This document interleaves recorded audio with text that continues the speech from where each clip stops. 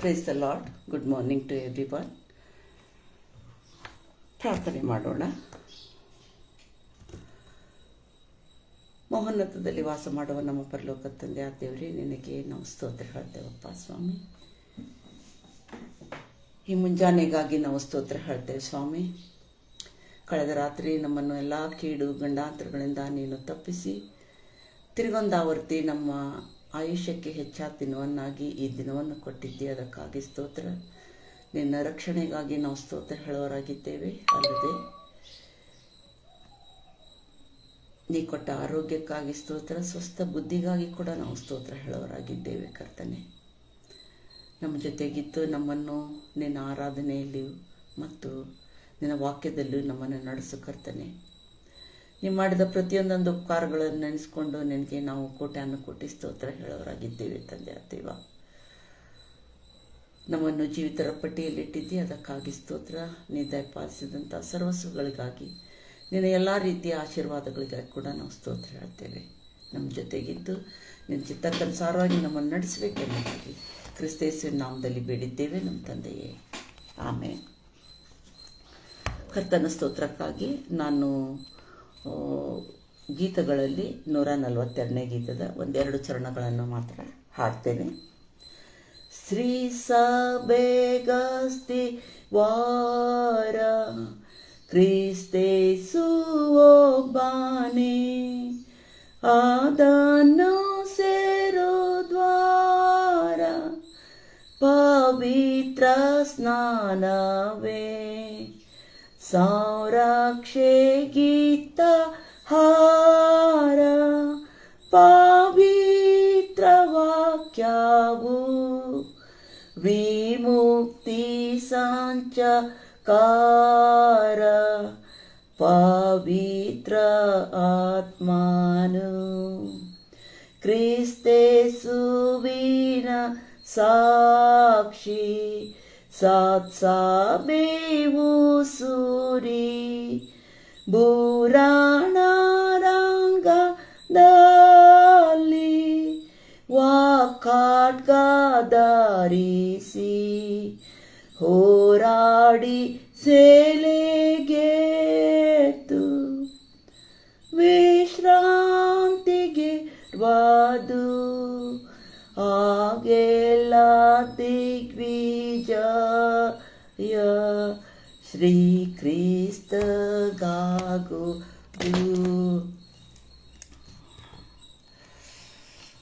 ಇವತ್ತಿನ ಧ್ಯಾನಕ್ಕಾಗಿ ನಾನು ಆರಿಸಿಕೊಂಡಂಥ ವಚನ 1ನೇ ಅರಸುಗಳ ಪುಸ್ತಕ 19ನೇ ಅಧ್ಯಾಯ, ಅದರಲ್ಲಿ 19ರಿಂದ 21 ವಚನಗಳು.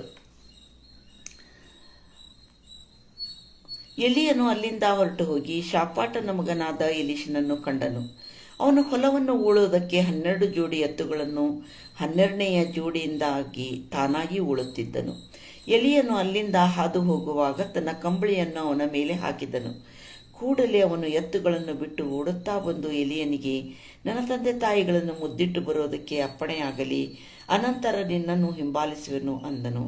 ಅದಕ್ಕೆ ಎಲಿಯನು, ಹೋಗು, ನಾನು ನಿನಗೆ ಮಾಡಿದ್ದೇನು ಎಂದು ಉತ್ತರ ಕೊಟ್ಟನು.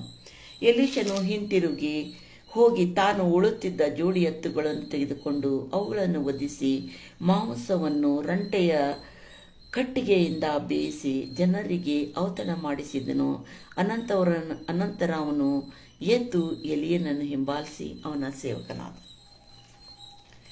ಇಲ್ಲಿ ನಾವು ನೋಡ್ತೇವೆ, ತಾನು ಉಳುತ್ತಿದ್ದ ಜೋಡಿ ಎತ್ತುಗಳನ್ನು ತೆಗೆದುಕೊಂಡು ಅವುಗಳನ್ನು ವಧಿಸಿ ಮಾಂಸವನ್ನು ರಂಟೆ ಕಟ್ಟಿಗೆಯಿಂದ ಬೇಯಿಸಿ ಅವರಿಗೆ ಔತಣ ಮಾಡಿಸಿದನು. ಇಲ್ಲಿ ನೋಡುವಾಗ ಆತನ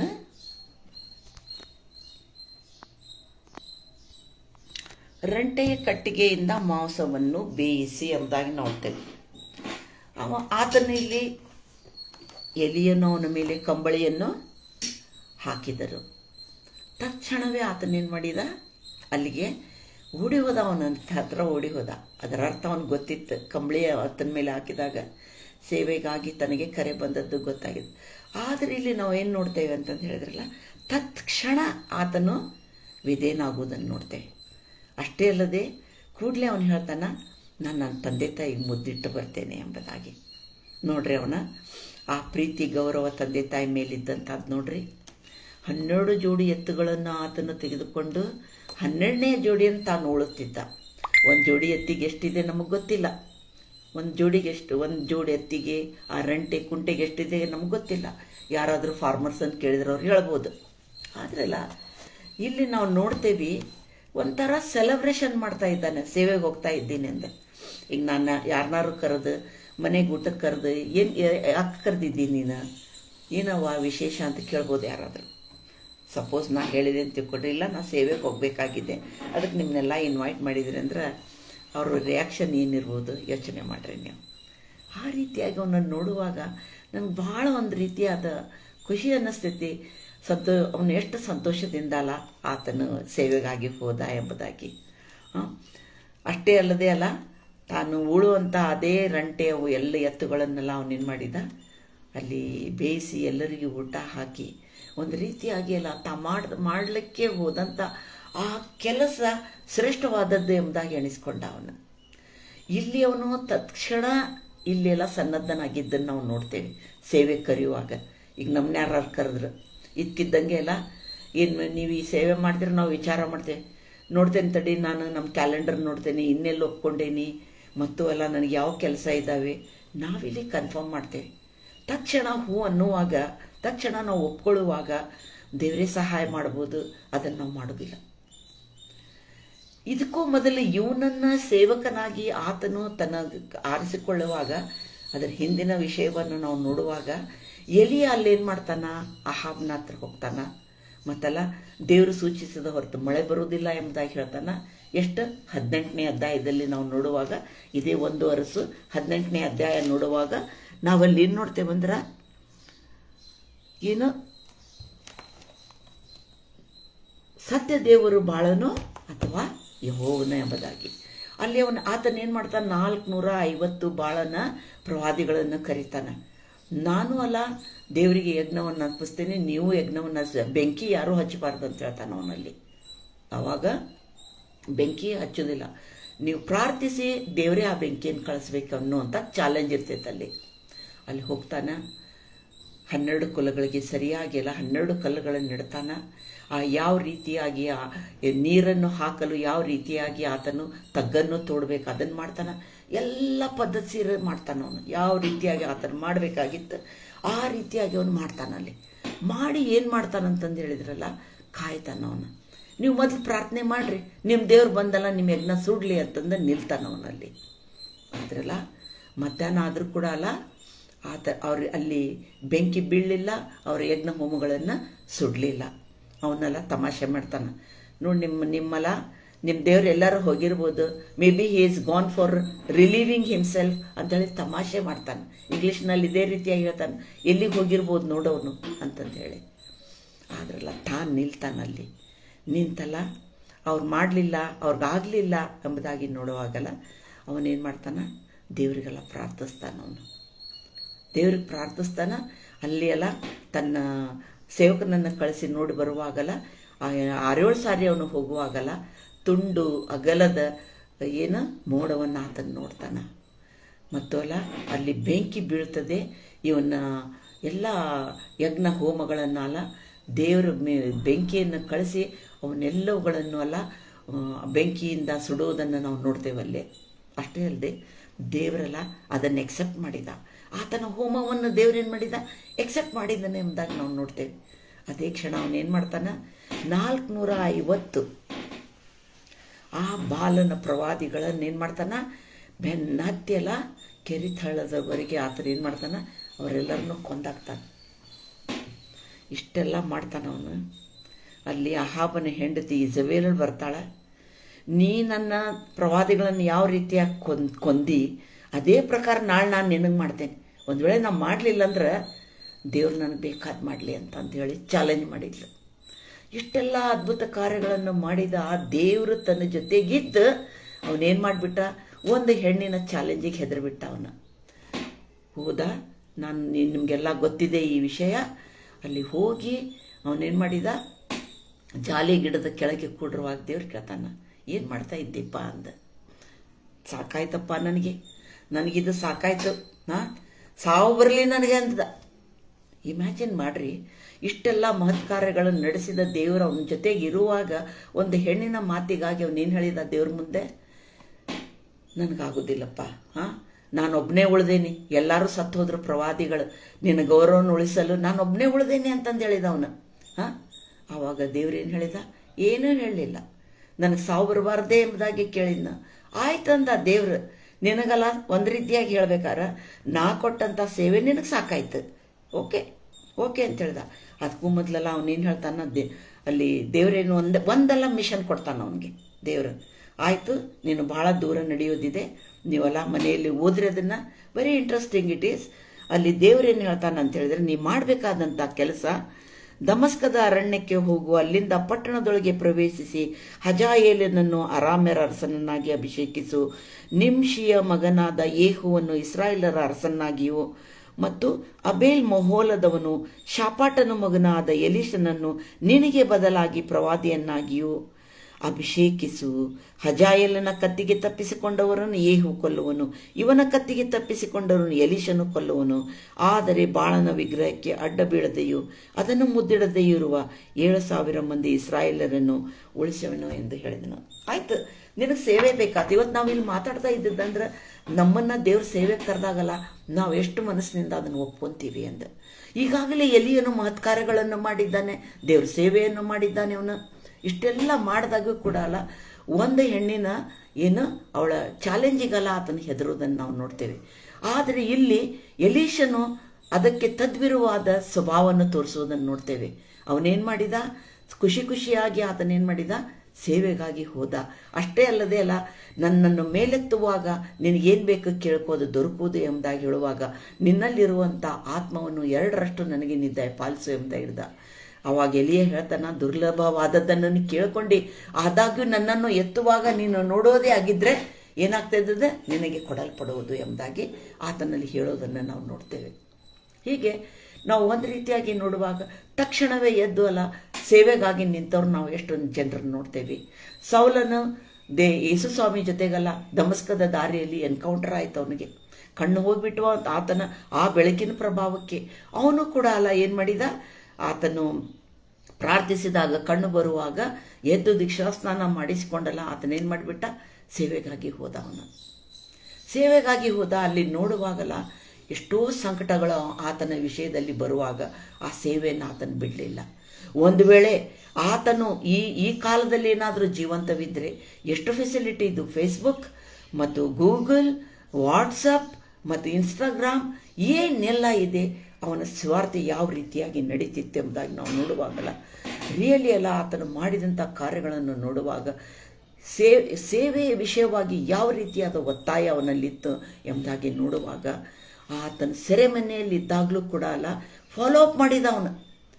ನಾನು ಸಾರಿ ಬಂದಂಥ ರೋಮಾಪುರದವ್ರು ಯಾವ ರೀತಿಯಾಗಿದ್ದಾರೆ, ಎಫೆಸ್ದವ್ರು ಯಾವ ರೀತಿಯಾಗಿದ್ದಾರೆ, ನಾನು ಎಲ್ಲೆಲ್ಲಿ ಸಾರಿ ಬಂದೆ, ಅವರೆಲ್ಲ ಏನು ಮಾಡ್ತಾ ಇದ್ದಾರೆ, that is called follow up. ಅದನ್ನು ಕೂಡ ಮಾಡಿದ್ನು. ನಾವು ಹೋಗಿ ಎಲ್ಲರೂ ಒಂದು ಸುವಾರ್ತೆ ಸಾರಿ ಬರ್ತೇವೆ, ನಂತರ ಹೋಗಿ ನಾವು ಎಷ್ಟು ಕಡೆ ನೋಡಿದ್ದೇವೆ. ನಾವು ಸಾರಿದಂಥ ಸುವಾರ್ತೆ ಎಷ್ಟು ಜನರಿಗಲ್ಲ ಅದು ಒಂದು ಉಪಯೋಗವಾಯಿತು. ದೇವರು ಹೇಳಿದಂಥ ಆ ಒಂದು ಕಟ್ಟಪ್ಪಣೆ ನಮಗೆ ಏನು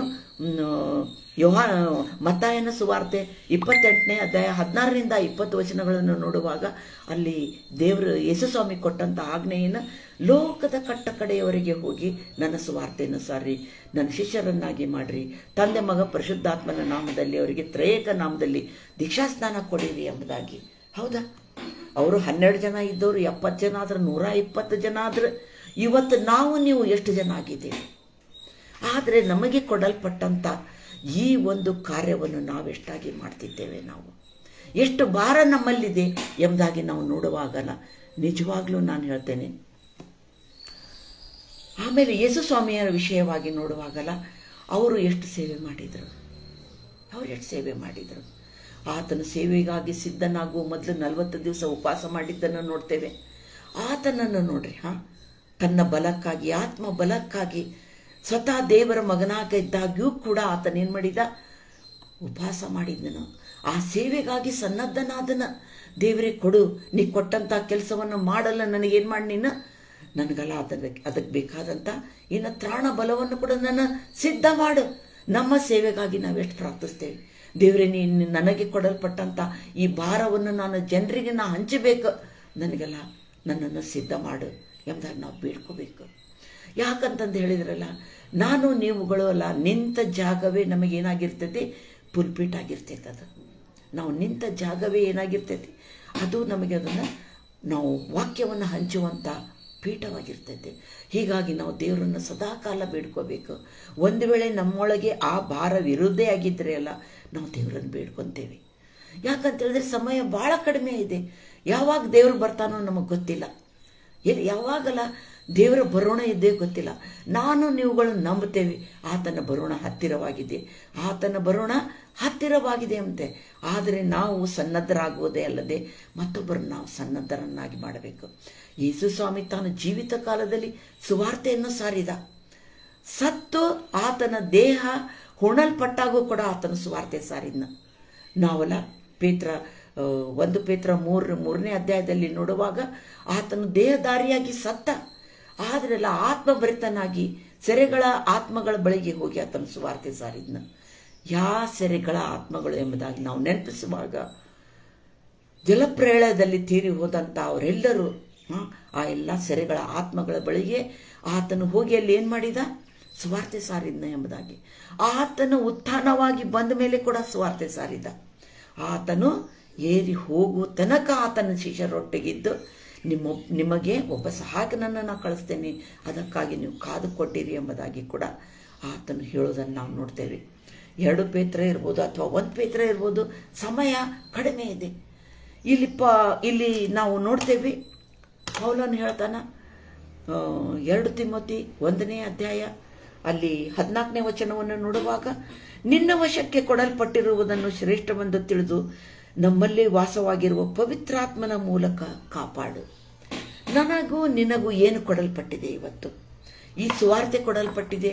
ಎಷ್ಟೋ ಜನರಿಗೆ ಮನೆಯ ಜವಾಬ್ದಾರಿಯನ್ನು ಕೊಡಲ್ಪಟ್ಟಿದೆ. ಎಷ್ಟೋ ಜನರಿಗೆ ಕೆಲವರು ಬೋಧಕರಾಗಿದ್ದಾರೆ, ಕೆಲವರು ಪಾಸ್ಟರ್ಗಳಾಗಿದ್ದಾರೆ, ಕೆಲವರು ಸುವಾರ್ತಿಕರಾಗಿದ್ದಾರೆ, ಕೆಲವರು ಪ್ರವಾದನೆ ಹೇಳುವಂಥವರಾಗಿದ್ದಾರೆ. ಇನ್ನು ಎಷ್ಟೋ ಜನರಿಗೂ ಅಲ್ಲ, ದೇವರು ಒಂದೊಂದು ವರಗಳನ್ನು ತಲಾಂತಗಳನ್ನು ಕೊಟ್ಟಿದ್ದಾನೆ.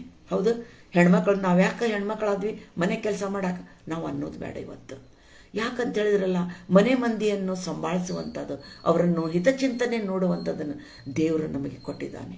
ಮತ್ತು ಅಷ್ಟೇ ಅಲ್ಲದೆ ಲೋಕದಲ್ಲಿರುವ ನಾವು ಪ್ರತಿಯೊಬ್ಬರು ಮನೆ ವಾರ್ತೆಯವರು. ಇದು ನಮಗೆ ಶಾಶ್ವತ ಈ ಜಾಗವಲ್ಲ. ಇವತ್ತಿಲ್ಲ ನಾಳೆ ನಾವು ಈ ಜಾಗವನ್ನು ಬಿಡಬೇಕು. ನಮ್ಮ ದಿನಗಳು ತೀರಿದಾಗ ಏನು ನಾವು ನೋಡ್ತೇವೆ, ನಮ್ಮ ದಿನಗಳು ಕೊಂಚವೇ ಎಂಬುದಾಗಿ ನೀ ಕಲಿಸು ಎಂಬುದಾಗಿ ಕೀರ್ತನೆಕಾರನು ಹೇಳ್ತಾನೆ.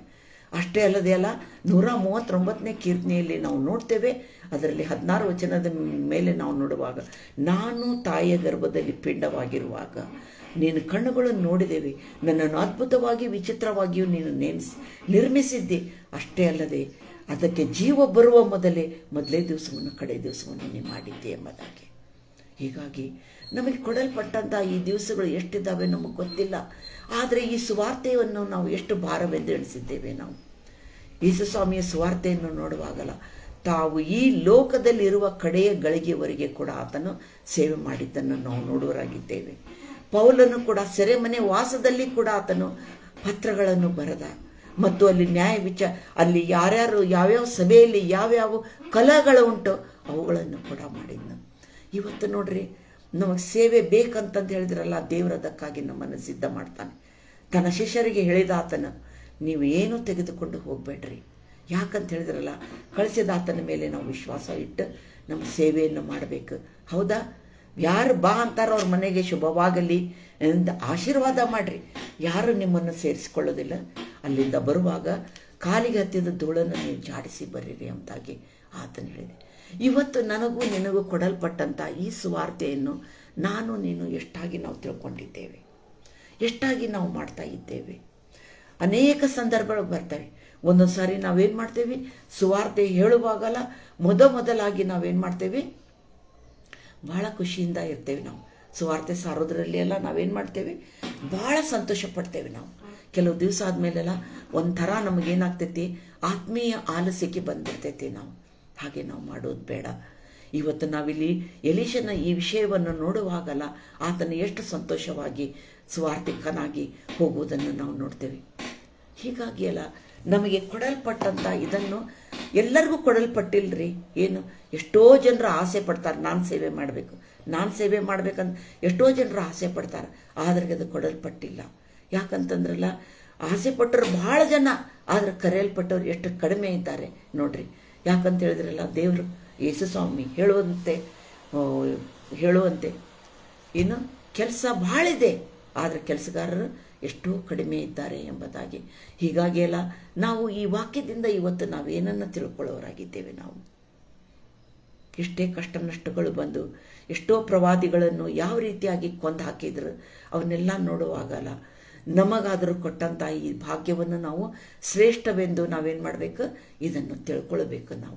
ನಮಗೆ ಕೊಡಲ್ಪಟ್ಟ ನಾವು ಇದನ್ನು ಉಚಿತವಾಗಿ ಹೊಂದಿದ್ದೇವೆ, ಇದನ್ನು ನಾವು ಉಚಿತವಾಗಿ ಹಂಚಬೇಕು. ಅಷ್ಟೇ ಅಲ್ಲದೆ ನಮ್ಮ ಕೈಯಿಂದ ಯಾವ ಕೆಲಸನೂ ಆಗ್ಬೋದು. ಸುವಾರ್ತೆಯ ವಿಷಯದಲ್ಲಿ ನಾವು ಮನೆಯಲ್ಲಿ ಕೂತು ಮಾಡ್ಬೋದು, ಸುವಾರ್ತಿಕರಾಗಿ ಕೂಡ ನಾವು ಮಾಡ್ಬೋದು, ನಾವು ಸಾಧಾರಣ ಮನುಷ್ಯರಾಗಿ ಕೂಡ ನಾವು ಸುವಾರ್ತೆ ಸಾರಬಹುದು ಎಂಬುದಾಗಿ ನಾವು ವಾಕ್ಯದ ಮುಖಾಂತರ ನೋಡುವಂಥವರಾಗಿದ್ದೇವೆ. ಎಲ್ಲಿ ಕೂಡ ಅಲ್ಲ ಮಹಾಪ್ರವಾದಿಯವನು ಅವನ ಕಾಲದಲ್ಲಿ ಅವನು ಎಷ್ಟೋ ಅದ್ಭುತ ಕಾರ್ಯಗಳನ್ನು ದೇವರ ಸಹಾಯದಿಂದ ಮಾಡಿದ. ಆದರೆ ನೋಡ್ರಿ ಅವನು ಏನು ಒಂದು ಹೆಣ್ಣಿನ ಒಂದು ಮಾತಿನಿಂದ ಆತನೇನು ಮಾಡಿದ, ಅದರಲ್ಲಿ ಆತನು ತನ್ನ ಉತ್ಸುಕತೆಯನ್ನು ಕಳ್ಕೊಂಡು ಬಿಟ್ಟ. ಆದರೂ ಕೂಡ ದೇವರು ಆತನನ್ನು ಏನು ಮಾಡಿದ್ರು, ಹೀಗಾಗಿ ಎಲ್ಲ ನಾವು ಆತನನ್ನು ಉಪಯೋಗಿಸಿದ್ರು. ಅದೇ ಪ್ರಕಾರ ಇವತ್ತು ನೀವುಗಳು ಕೂಡ ನಾವು ಮನಸ್ಸು ಮಾಡೋದೇ ಅದರಲ್ಲ ಈ ಸುವಾರ್ತೆಯನ್ನು ಹಚ್ಬೋದು. ಯಾಕಂದರೆ ಕ್ರೈಸ್ತರಾದ ನಮ್ಮ ಮೇಲೆ ಬಿದ್ದ ಭಾರ ದೊಡ್ಡದೆಂದು ಧ್ಯಾನ ಮಾಡಿ ರಾತ್ರಿ ಹಗಲು ಎಂಬುದಾಗಿ ನಾವು ಹಾಡ್ತೇವೆ ನಾವು. ಮತ್ತು ಈ ಕೊಡಲ್ಪಟ್ಟಂಥ ಸೇವೆಯನ್ನು ನಾವು ತುಂಬ ಮನಸ್ಸಿನಿಂದ ಮಾಡುವಾಗ ದೇವರು ನಮಗೆಲ್ಲ ಏನು ಮಾಡ್ತಾನೆ, ಆಶೀರ್ವಾದ ಕೊಡ್ತಾನೆ. ಯಾಕಂತ ಹೇಳಿದ್ರೆ ದೇವರು ಯಾರ ಋಣವನ್ನು ಇಟ್ಟುಕೊಳ್ಳೋದಿಲ್ಲ. ಒಂದೊಂದು ಸಾರಿ ನಾವು ಈ ಸೇವೆಯಿಂದ ಏನು ಮಾಡ್ತೀವಿ, ಇದರಲ್ಲಿ ನನಗೇನು ಸಿಗ್ಬೋದು. ಇವನ್ ಶಿಷ್ಯರು ಕೂಡ ಅದೇ ರೀತಿಯಾಗಿ ಮಾತಾಡಿದ್ರಲ್ಲ, ನಿನ್ನ ರಾಜ ಬರುವಾಗ ನನಗೇನು ಮಾಡ್ತೀವಿ ಅಂತಂದೇಳಿ. ಹೌದಾ? ಸುವಾರ್ತೆ ಕೆಲವರೆಲ್ಲ ಏನೆಲ್ಲ ಮಾಡ್ತಾರೆ, ಇದಕ್ಕಾಗಿ ಎಲ್ಲ ಆಸೆಪಟ್ಟು ಏನೆಲ್ಲ ಮಾಡುವವರಾಗಿದ್ದಾರೆ.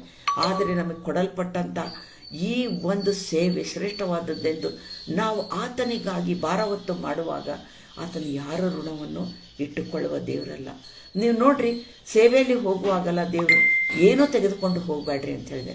ಯಾಕಂತ ಹೇಳಿದರೆ ಐತಲ್ಲ, ಆತನು ಎಲ್ಲವನ್ನು ಕೊಡುವ ದೇವರಾಗಿದ್ದಾನೆ. ನಮಗೆ ಒಂದು ಊಟ ಇರ್ಬೋದು, ಒಂದು ಹೋಗಿ ಬರುವಂಥ ಕನ್ವೆನ್ಸ್ ಇರ್ಬೋದು, ಅಥವಾ ಅಲ್ಲಿ ಯಾವುದೇ ಒಂದು ಪರಿಸ್ಥಿತಿ ಇರ್ಬೋದು.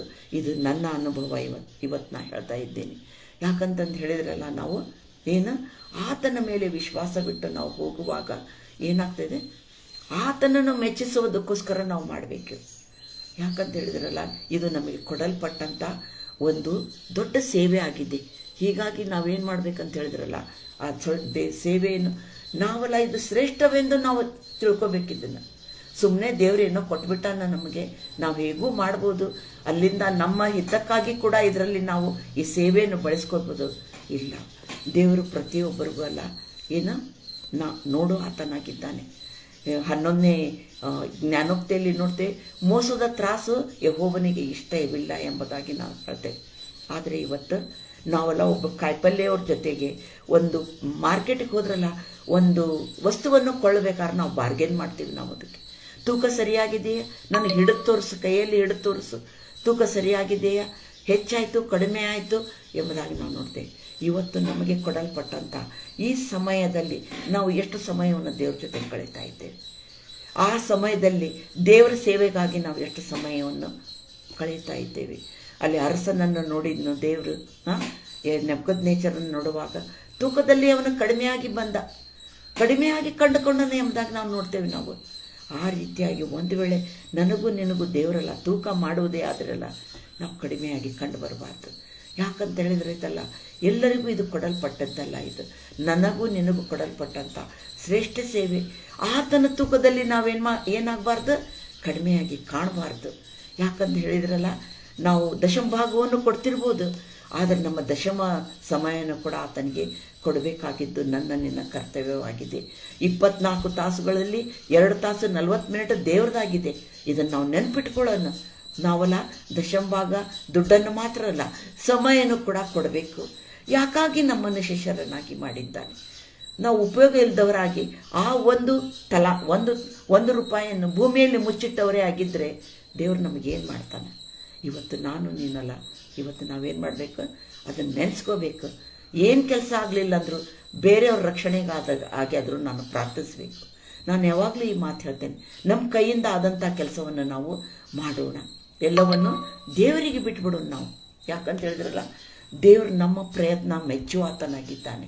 ಹೌದು, ನಮಗೆ ಕೊಟ್ಟಂಥ ತಲಾಂತಗಳನ್ನು ನಾವು ಯಾವ ರೀತಿಯಾಗಿ ಬಳಸ್ತೇವೆ? 2 4 ಮಾಡಿದ್ದೇವನ, 1 2 ಮಾಡಿದ್ದೇವನ?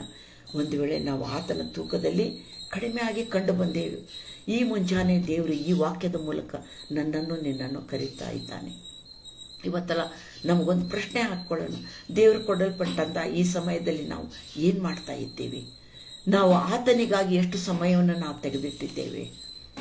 ಬೇರೆಯವ್ರ ಜೊತೆಗೆ ನಾವು ಫೋನ್ನಲ್ಲಿ ಎಷ್ಟೋ ಮಾತಾಡ್ತೇವೆ, ಮನೆಗೆ ಯಾರು ಬಂದ್ರಲ್ಲ ಅವ್ರ ಜೊತೆಗೆ ಮಾತಾಡ್ತೇವೆ, ಅಡುಗೆ ಮಾಡ್ತೇವೆ, ಹೊರಗೆ ಹೋಗ್ತೇವೆ, ಸೇವೆ ಮಾಡ್ತೇವೆ. ಆದರೆ ಬೇಸರಿಕೆಯಿಂದ ಮಾಡ್ತೇವೋ ಮತ್ತು ಬೇಜಾರದಿಂದ ಕೊಡಲ್ಪಟ್ಟಂಥ ಕೆಲಸ ಮಾಡ್ತಿದ್ದೇವೆ? ಇವತ್ತು ನಾನು ನೀನು ಈ ಪ್ರಶ್ನೆ ಹಾಕಿಕೊಳ್ಳೋದು ಭಾಳ ಮುಖ್ಯವಾಗಿದೆ. ಯಾಕಂತ ಹೇಳಿದ್ರಲ್ಲ, ಈ ತಲಾಂತನ್ನು ದೇವರು ನಮಗೆ ಕೊಟ್ಟಿದ್ದಾನೆ.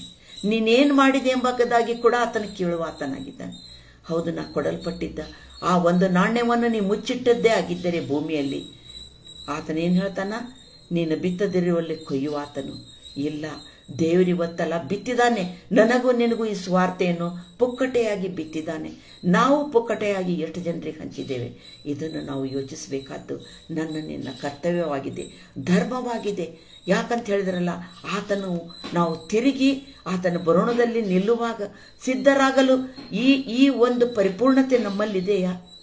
ದೋಷವಿಲ್ಲದವರಾಗಿ ಆತನ ಎದುರಿಗೆ ನಿಲ್ಲಲು ನಮ್ಮಲ್ಲಿ ಆ ಸಾಮರ್ಥ್ಯ ಇದೆಯಾ? ನಿನಗೆ ಕೊಡಲ್ಪಟ್ಟಂಥ ಆ 1 ನಾಣ್ಯವನ್ನು ಏನು ಮಾಡಿದೀಯ? 1 2 ಮಾಡಿದೆಯಾ?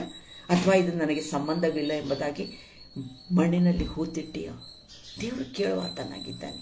ನಿಜವಾಗೂ ಈ ಮುಂಜಾನೆ ನನ್ನಿಂದ ಏನು ಸಾಧ್ಯ? ನಾ ಮನೆಯಲ್ಲಿ ಇರುವಂಥ ಒಬ್ಬ ಹೆಣ್ಮಗಳಾಗಿರ್ಬೋದು, ಅಥವಾ ಹೊರಗೆ ಹೋಗಿ ದುಡಿಯುವಂಥ ನಾವೊಬ್ಬ ಗಂಡಸ ಮಗ ಆಗಿರ್ಬೋದು, ಅಥವಾ ನಾನು ಒಂದು ಮಗು ಆಗಿರ್ಬೋದು, ಅಥವಾ ನಾನು ಒಬ್ಬ ಮಗ ಆಗಿರ್ಬೋದು, ಮಗಳಾಗಿರ್ಬೋದು. ಆದ್ರಲ್ಲ, ದೇವರು ಇವತ್ತಿಗೆ ಒಬ್ಬೊಬ್ಬರಿಗೂ ಎಲ್ಲ ಜ್ಞಾನವನ್ನು ಕೊಟ್ಟಿದ್ದಾನೆ. ಒಂದು ವೇಳೆ ನಿಮಗೆ ಜ್ಞಾನ ಬೇಕಾದರೆ ಬೇಡಿಕೊಳ್ಳಿರಿ ಎಂಬುದಾಗಿ ಆತನು ಹೇಳುವ ಆತನಾಗಿದ್ದಾನೆ. ಆದರೆ ನಿಮಗೆ ಕೊಡಲ್ಪಟ್ಟಂಥ ಆ ಒಂದು ತಲಾಂತನ್ನು ನೀನೇನು ಮಾಡಿದೆ ಎಂದು ನನಗೂ ನಿನಗೂ ಆತನು ಕೇಳುವ ಆತನಾಗಿದ್ದೇನೆ. ಆತನಿಗೆ ಕೊಡಬೇಕಾದ 2 ತಾಸು 40 ಮಿನಿಟ್ಗಳಲ್ಲಿ ನೀನೇನು ಮಾಡಿದೆ ಎಂಬುದಾಗಿ ಆತನು ಕೇಳುವ ಆತನಾಗಿದ್ದೇನೆ. ಬೈಬಲ್ ಓದ್ತೇವೆ, ಒಂದು 5 ನಿಮಿಷನೂ ನಾವು ಓದೋದಿಲ್ಲ ಬೈಬಲ್. ಆಯ್ತು, ನಿಮಿತ್ತ ಮಾತ್ರಕ್ಕೆ ಬೈಬಲ್ ಓದಿ ಪ್ರಾರ್ಥನೆ ಮಾಡ್ತೇವೆ. ಆ ಪ್ರಾರ್ಥನೆ ಎಷ್ಟೊತ್ತು ಮಾಡ್ಬೋದು ನಾವು? 8 ಮಿನಿಟ್, 7 ಮಿನಿಟ್, 10 ಮಿನಿಟ್ ಕೇಳಿದ್ದನ್ನೇ ಕೇಳ್ತೇವೆ ನಾವು. ಹೌದಾ? ಅದನ್ನೇ ಕೇಳುವಾಗ ಮನೆಯಲ್ಲಿ ನಾವು ತಿಂಡಿ ತಿನಿಸುಗಳನ್ನು ತಿಂದದ್ದೇ ತಿಂತೀವಿ ನಾವು. ಬೇಜಾರಾಗಿದೆ ನನಗೆ, ಅದೇ ಮಾಡಿದ್ದೆ ತಿಂದು ದಿನ ಬೇರೆ ಬಾಯಿ ರುಚಿಗೆ ಬೇರೆ ಎಲ್ಲ ಮಾಡ್ತೇವೆ. ನಾವು ಕೂಡ ಅಲ್ಲ, ಅದೇ ರೀತಿಯಾಗಿ ಇದೇ ಮಾಡ್ತಾ ಬಂದಿದ್ದೇನೆ. 10 ನಿಮಿಷ ನಾ ಬೈಬಲ್ ಓದ್ತೇನೆ, 10 ನಿಮಿಷ ನಾ ಪ್ರಾರ್ಥನೆ ಮಾಡ್ತೇನೆ, ಆತು ಇವತ್ತಿನ ಕಾಟ ಇವತ್ತಿಗೆ ಸಾಕು ಎಂಬುದಾಗಿ ಬಿಡುವಂಥವರಾಗಿದ್ದೇವೆ ನಾವು. ಇವತ್ತು ನಮ್ಮ ಹೃದಯಗಳನ್ನು ಬಗೆದು ನೋಡುವಂಥ ದೇವರಾಗಿದ್ದಾನೆ. ಈ ವಾಕ್ಯಗಳ ಮೂಲಕ ಆತ ನಮ್ಮನ್ನು ಎಚ್ಚರಿಸುವ ಆತನಾಗಿದ್ದೇನೆ. ಎಲಿಯನು ತನಗೆ ಸಾಕಾಯಿತು ಎಂಬುದಾಗಿ ಹೇಳಿದ, ಆಯ್ತಪ್ಪ ಎಂಬುದಾಗಿ ಹೇಳಿದ, ಆಯ್ತು ಮುಗಿಸಿಬಿಡು ಅಂದ. ನೀನು ನೆಕ್ಸ್ಟ್ ಅಲ್ಲ ಎಲಿಷನ್ ಮಾಡಂದ. ಈಗ ನಾನು ನೀವುಗಳು ಮಾಡದೇ ಇದ್ದಲ್ಲಿ ನಮ್ಮ ಜಾಗಾಗಿ ಇನ್ನೊಬ್ಬರು ಬರ್ತಾರೆ. ಇದೇ ರೀತಿಯಾದ ಒಂದು ನನ್ನ ಅನುಭವವನ್ನು ಹೇಳ್ತೇನೆ ನಾನು. ಇದೇ ಸೇವೆಯಲ್ಲಿ ನನಗಲ್ಲ ಒಂದು ರೀತಿಯಾದ ಮುಜುಗರ ತರುವಂಥ ವಿಷಯವನ್ನು ಕೆಲವೊಬ್ಬರು ಕೂಡಿ ಮಾಡಿದರು. ನಿಮಗೆ ಗೊತ್ತಿದೆ, ಎಲ್ಲ ಕಡೆಗಳಲ್ಲಿ ಎಲ್ಲ ರಾಜಕೀಯ ಇರುವಾಗ ನಾ ಮನೆಗೆ ಬಂದಲ್ಲ ಕೂತು ಅತ್ತೆ ನನಗೆ ಭಾಳ ಬೇಜಾರಾಯಿತು. ನಾನು ಇನ್ಮೇಲೆಲ್ಲ ಈ ಸೇವೆಗೆ ಹೋಗಬಾರ್ದು, ನಾನಿವತ್ತು ಸೇವೆಗೆ ಹೋಗಬಾರ್ದು. ಸುಮಾರು ವರ್ಷಗಳ ಹಿಂದೆ ಆವಾಗಲ್ಲ ನಾನು ಮಕ್ಕಳಿಗೆ ಪಾಠ ಹೇಳಿಕೊಡುವಂಥ ಟೀಚರ್ ಆಗಿದ್ದೆ. ನಾನು ಅಲ್ಲಿರುವಂಥ ಆ ರೀತಿಯಾದ ವಿಷಯಕ್ಕಾಗಿ ಮನೆಗೆ ಬಂದು ಸುಮಾರು ಹೊತ್ತು ಕೂತು ಅತ್ತೆ ನಾನು ಇನ್ಮೇಲೆ ಹೋಗೋದೇ ಬೇಡ ಎಂಬುದಾಗಿ. ಆದ್ರಲ್ಲ ನನಗೆ ದೇವರು ತಿಳಿಸಿದ ಮಾತು, ನೀನಿಲ್ಲ ಇದೇ ನೋಡ್ರಿ, ಇಷ್ಟು ವರ್ಷದ ಮೇಲೆಲ್ಲ ಇದೇ ನನ್ನ ಒಂದು ಸಾಕ್ಷಿಗೆ ಈ ಮಾತನ್ನ ಹೇಳ್ತಾ ಇದ್ದೇನೆ. ಎಲಿಯ ನನಗಾಗುವುದಿಲ್ಲ, ಸಾಕಾಯಿತು ಎಂಬುದಾಗಿ, ಸಾವು ಬರಬಾರದು ಎಂಬುದಾಗಿ ಕೇಳಿದ. ದೇವರು ಆತನ ಜಾಗದಲ್ಲಿ ಎಲೀಷನನ್ನು ಮಾಡಿದೆ. ಇದೇ ಮಾತಲ್ಲ ನನಗಲ್ಲ, ದೇವರಲ್ಲ ಈ ಆಲೋಚನೆಗೆ ತಂದ. ನೀನಿಲ್ಲ, ಇನ್ನೊಬ್ಬಳಲ್ಲಿರ್ಬೋದು ಅಥವಾ ಇನ್ನೊಬ್ಬನಿರ್ಬೋದು, ಆದರೆ ನನ್ನ ಸೇವೆ ನಾನು ನಿಲ್ಲಿಸೋದಿಲ್ಲ, ಅದು ಮುಂದೆ ಬರುತ್ತದೆ, ಡೆಫಿನೆಟ್ ಆಗಿ ಮುಂದೆ ಬರುತ್ತದೆ. ಇವತ್ತು ನಾನು ನೀನು ಪ್ರಶ್ನೆ ಹಾಕಿಕೊಳ್ಳೋಣ. ನನಗೆ ಕೊಡಲ್ಪಟ್ಟ ಸೇವೆಯನ್ನು ನಾವು ಶ್ರೇಷ್ಠವೆಂದು ಎಣಿಸೋಣ, ದೇವರಿಗಾಗಿ ನಾವು ಮಾಡೋಣ. ಇದು ಪ್ರಶ್ನೆ ಹಾಕಿಕೊಳ್ಳೋಣ. ನಮಗೆ ಕೊಡಲ್ಪಟ್ಟಂಥ ಈ ಒಂದು ವಿಷಯವನ್ನು ನಾವು ಸೀರಿಯಸ್ ಆಗಿ ತೆಗೆದುಕೊಳ್ಳೋಣ. ನಾವು ಫೋನ್ನಲ್ಲಿ ಮಾತಾಡಿ ಪ್ರಾರ್ಥನೆ ಮಾಡೋಣ. ಅವರು ಹೇಗಿದ್ದಾರೆ ಅಂತೇಳಿ ಮಾತಾಡೋಣ ಅವ್ರ ಜೊತೆಗೆ. ಹಾಗೆ ಈ ಸೇವೆಗೆಲ್ಲ ಎಷ್ಟೋ ಬಾಗಿಲುಗಳು ತೆರೆಯಲ್ಪಡ್ತವೆ. ನಾವು ಮಾಡ್ತಾ ಹೋಗುವಾಗ, ಕೇಳ್ತಾ ಹೋಗುವಾಗಲ್ಲ ದೇವರೇನು ಮಾಡ್ತಾನೆ, ನಮಗೆ ಇಚ್ಛೆ ಇರೋದಾದರೆ ಒಂದಲ್ಲ, ಎರಡಿದ್ದದ್ದು 4 ಮಾಡಿದವನಿಗೆ ಏನು ಹೇಳಿದ, ಬಲ ನಂಬಿಗಸ್ತನಾದ ಒಳ್ಳೆಯ ಹಾಡು. ಯಾರು ಮಾಡಲಿಲ್ಲ ಅದರಿಂದ ಕಿತ್ಕೊಂಡು ಮಾಡಿದವನಿಗೆ ಕೊಡಲ್ಪಟ್ಟಿತ್ತು.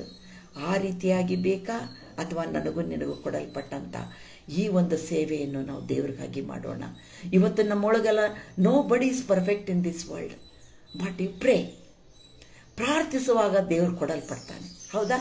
ನಮಗೆ ಸನ್ನದ್ಧರಾಗಿ ಆತ್ಮಿಕವಾಗಿ ದೈಹಿಕವಾಗಿ ಬಲ ಕೊಡುವ ಆತನೇ. ಸರ್ವಸ್ವಕ್ಕೂ ನಾವು ಅವನನ್ನೇ ಕೇಳಬೇಕು. ಆವಾಗ ಕೂಡ ಅವನಿಗೆ ಸಂತೋಷ ಕೂಡ ಆಗ್ತೈತಿ. ಅವರಿಂದ ಹೊಂದುವಂಥ ಆಶೀರ್ವಾದಕ್ಕೆ ನಮಗೂ ಕೂಡ ಸಂತೋಷವಾಗ್ತೈತಿ. ದೇವರೆಲ್ಲ ಈ ಸಮಯವನ್ನು ನನಗೂ ನಿಮಗಾಗಿ ಕೊಟ್ಟ ಈ ಮುಂಜಾನೆ ಸಮಯವನ್ನು ಸೇವೆ ವಿಷಯವಾಗಿ ಮಾತನಾಡುವಂತೆ ಕೃಪೆ ಮಾಡಿದೆ. ನನಗಲ್ಲ, ನಾನು ಈ ಗಿಲ್ಗಾಲ್ ಸರ್ಕಲ್ ಆಫ್ ಸ್ಟೋನ್ಸ್ದವ್ರು ಕೂಡ ನಾನು ಕರ್ತನ ಹೆಸರಿನಲ್ಲಿ ವಂದಿಸುವನಾಗಿದ್ದೆ. ಹೀಗೆ ಅಲ್ಲ ಈ ಸುವಾರ್ತೆ ಮುಂದುವರಿಯಲಿ, ಇನ್ನೂ ಹೆಚ್ಚಾದ ಜನರು ಸೇವೆಗಾಗಿ ಬರಲಿ ಎಂಬುದಾಗಿ ಬೇಡುತ್ತಾ ಅವರ ಎಲ್ಲ ಹಿತಕ್ಕಾಗಿ ನಾನು ಪ್ರಾರ್ಥಿಸುವಳಾಗಿದ್ದೇನೆ. ಅಷ್ಟೇ ಅಲ್ಲದೆ ಇಲ್ಲಿ ನನ್ನ ಜೊತೆಗಿರುವಂಥ ನಿಮ್ಮೆಲ್ಲರಿಗೂ ಇವತ್ತು ನಾನು ಹ್ಯಾವ್ ಅ ಬ್ಲೆಸ್ಸೆಡ್ ಡೇ ಎಂಬುದಾಗಿ ಕೂಡ ನಾನು ಹೇಳುವನಾಗಿದ್ದೆ. ದೇವರು ನಿಮ್ಮೆಲ್ಲರನ್ನು ನನ್ನನ್ನು ಆಶೀರ್ವದಿಸಲಿ. ಈ